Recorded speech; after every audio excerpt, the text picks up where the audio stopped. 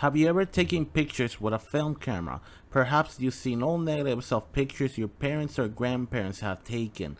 Before digital cameras took over, everyone had to use some sort of film camera, whenever it was a disposable, an instant camera, or a film camera. In this video, I will be talking about the process from taking a picture with a film camera to getting the pictures printed. This process is the same for disposable cameras and regular film cameras. Of course, to take a picture, you first insert your film into the camera. You have to be careful with it because film is light sensitive. The less time it's exposed to light, the better the images will come out. And remember, don't open the film chamber while the film is in there because there will be a high chance of ruining the film. Follow the proper steps to change the film. In this camera, you press this button on the bottom and then rewind the film back into the canister. Once you do that, you can put it back into its little tube if it came with one and store away until you have it developed. A lot of film cameras were manual. They did not adjust the image settings to make it the best they can, unlike modern cameras and smartphones. In turn, these had dials that you would adjust on a per picture basis most of the time. Of course, a lot of cameras also had an exposure meter to help you adjust accordingly. Film is light sensitive. There are a few parameters that go into how the picture ends up coming out. Exposure is how the film is exposed to light. If you underexpose it, it will come out darkened. If you overexpose it, it will come out too bright. In both cases, not properly exposing the image will cause details to be lost. In order to properly take a picture, you must first set the ISO or ASA as it's called in older cameras. For film, this should only be changed before you roll film into the camera. ISO dictates light exposure. The higher the number, the more light sensitive it is. For most users, it is recommended to use the ISO listed on the film. While you can use different ISO than the one listed in the box, how the picture will come out varies based on the film used. Second part is the shutter speed. Film cameras have a curtain shutter that moves based on the speed settings selected. Using this camera as an example, you can see multiple settings, ranging from a thousandth of a second to 1 full second. This dictates how much time the shutter opens and exposes the film. Then we have the aperture. Aperture is on the lens. It opens and closes based on the setting. The higher the setting, the more closed it is. For example, on a sunny day, you would usually set the aperture to 16, while on darker settings you might set it to 4. It all depends on where are you taking the picture, the light available, and other things. Usually when there is less light, you will open the aperture to a lower setting and lower the shutter speed, so the lens can open up for more time, capture all the light possible, and make a good image into the film. Changing the aperture also affects the background and bokeh of the image, though I won't be going into detail on that here. Remember when I said film is light sensitive? Well, here comes the interesting part. Developing the film. How do you develop a light sensitive film if you can't take it out into the light? Well, a darkroom. The darkroom is the name of a specialized room that works in developing the film. For smaller scale film developers, there is also the changing bag, in which you take the film out of the canister in a special lightproof bag or box and put it into a lightproof canister in which the film will be developed. This way, the film is put into a reel, then into the developer canister. It's made in a way that no light enters, but you can still pour the developers into it. But what are developers? Before I talk about developers, I gotta talk about the composition of the film itself.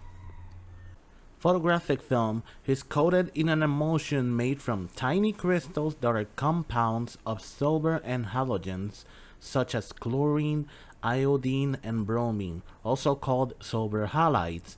These silver halides change into pure metallic silver when light falls on them. Since the camera lens focuses light, when the image is exposed through the lens, it forms an invisible latent image on the surface of the film.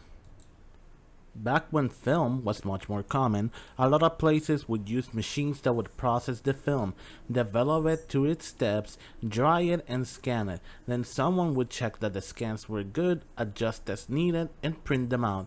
Developing machines were one of the reasons a lot of places had 1 hour film developing. Now, for a lot of places, especially the small ones, the way they do it is using light-proof tanks to develop the film instead. The process of developing film goes as follows. This applies to any method of developing film. The developing times depend on the film and the ISO rating. If you use a different ISO setting than the one on the packaging, you will have to account for that. The first part of developing is the pre-wash. A lot of people recommend letting the film in water that is the same temperature as the chemicals used to keep everything at the same temperature. Temperatures are extremely important since they can change the outcome of the film developing. After the pre-wash, the water is removed and the developer is added. This is the main chemical. It will alter the film in order to produce a viewable image on the film. Most films produce a negative, while some produce a positive. The negative is a negative color image of the image taken, while the positive is a regular color or black and white image.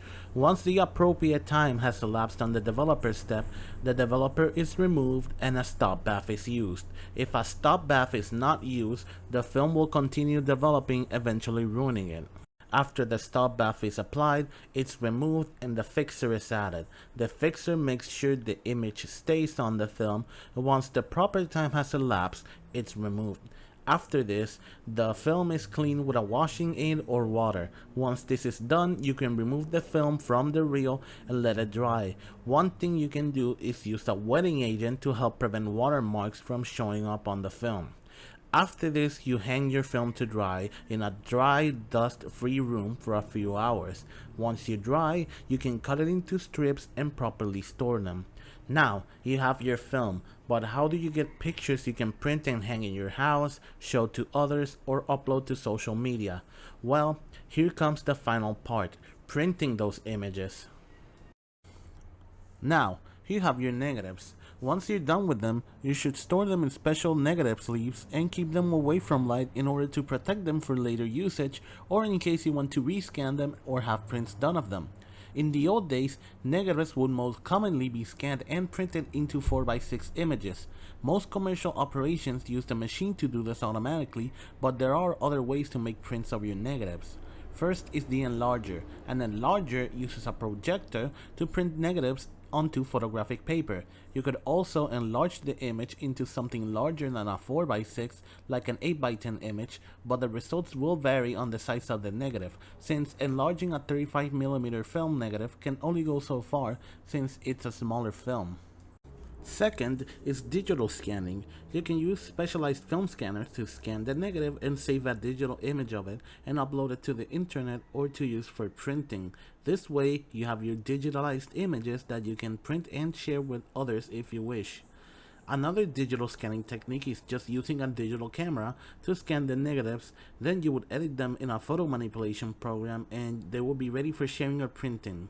A lot of smaller film labs choose this route since a good setup can make scanning fast and easy. In modern times, I'd say that digital scanning is the way to go, since a lot of times you might not want to have prints of every picture in your roll made, and having them all printed would be a waste. Most shops will give you digital scans of the images along with the negatives. Even if you don't have the negatives enlarged or used for anything, I would still recommend making sure the lab gives them back, since you might want to revisit them in the future. Film, like LPs, are a different way of experiencing something. It might not be the choice for some, but it is for others. Well, that's it for now. That's the process of taking a picture with film throughout it becoming something that you can hold in your hand. I hope you enjoyed the video, and if you did, like, comment, and subscribe. The usual YouTube stuff. Until next time.